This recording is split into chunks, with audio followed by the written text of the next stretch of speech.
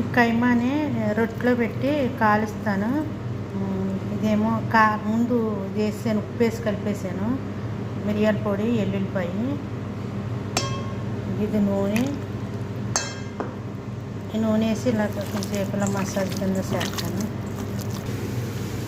ఇక చూడండి, నేను కైమా వీటిలో ఇలా పెట్టాను. కైమా ఈ రొట్టు కాల్చిన రొట్టె, ఇది కత్తిరెట్ కట్ చేసి 2 ముక్కల కింద చేశాను. నూనె పాముతున్నాను, జీలకర్ర నూనె, ఈ నూనె. ఇందులో కైమా పెడుతున్నాను. కొద్దిలో కైమా పెట్టాక ఇలా నూనె పాము దీన్ని ఇలా మడత పెడుతున్నాను. అది ఇలా సోయి మీద కాలుస్తున్నాను.